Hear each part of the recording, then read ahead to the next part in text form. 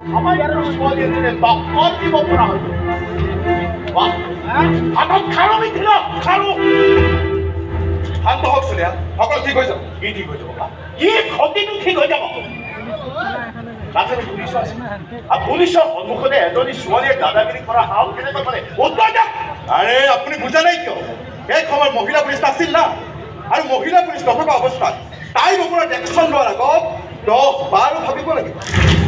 চলিয়া চাহাব, আইনৰ মেৰ পাকটো বুজিব নোৱাৰি কেতিয়াবা মোৰ ডিঙিটো লাগি যাব পাৰে না। আইনৰ মেৰ পাক লাগক বা নালাগক, সেই ছোৱালীজনীৰ যদি গতি লগাব নোৱাৰে, এই ভানু প্ৰতাপ চলিহাৰ মেৰ পাকৰ পৰা ডিঙিটো বচাই ৰাখিব।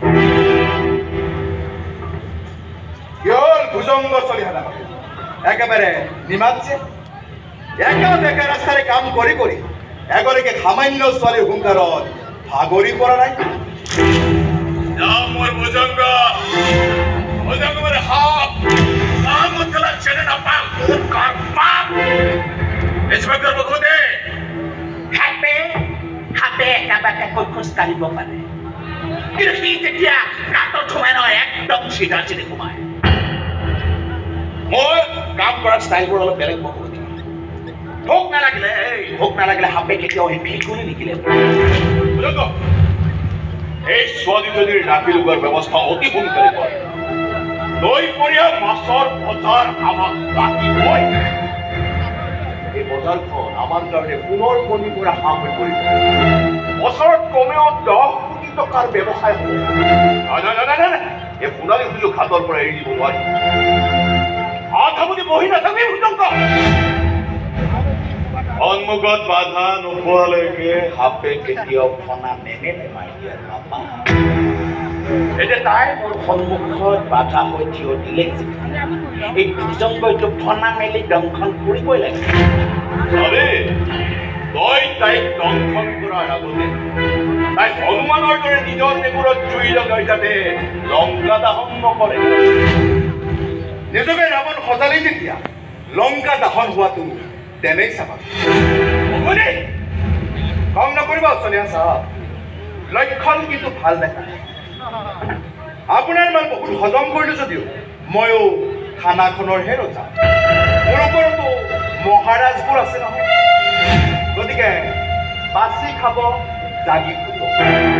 লংকাখন পাতি লৈছে যেতিয়া জুই কেতিয়াবা লাগি যাবও পাৰে। আহোদে ভুজংগ চাহাব।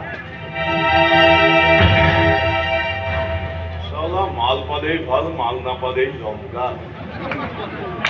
মোকে ৰাৱণ বনাই থৈ গুচি গ'ল। চিন্তা নকৰিবা না বাবা, চিন্তা নকৰিবা। আজিকালি ৰাৱণ হৈ আগৰ ৰাৱণ হৈ থকা নাইতো, বহুত ডেভেলপ হৈ গ'ল। আজিকালি ৰাৱণে সীতাক হৰণ কৰিবলৈ ইমান মেহনত নকৰে না। কি ক'ব খুজিছ তই? মই হীৰাৰ কথা কৈছো। হীৰাৰ ভনীয়েক আৰু ৰূপাৰ ভায়েকৰ মাজত বৰ্তমান ইলু চলি আছে। ইয়াকে লৈ বৰ্তমান হীৰা আৰু ৰূপা ইজনে সিজনৰ কাল শত্ৰু হৈ পৰিছে।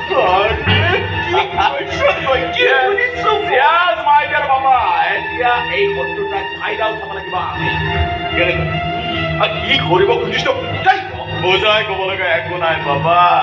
বোৱাৰী আদৰিবলৈ সাজু হৈ থাকে। ৰূপাক তোমাৰ বোৱাৰী কৰি আনিব পাৰিলে এই গোটেই বজাৰখন আমাৰ। বোৱাৰী কৰিম কেনেকৈ? ৰূপাই দেখোন তোক চোতালৰ পৰা কুকুৰ খেদা দি খেদি আৰে নাম মোৰ ভুজংগ পাপা। ভুজংগ মানে সাপ। খাওঁ মই খালা চেনে নাপাওঁ, কোন কাৰ পাপ। বিচৰাটো কৰি যাওঁ, নোপোৱাটো কাঢ়ি খাওঁ। দিন ৰাতি কৰ্মটো বেইমানে ৰংগ। নাম মোৰ ভুজংগ। চিন্তা কি হ'ল বাবা? আছে নহয় আমাৰ পোহনীয়া কুকুৰটো।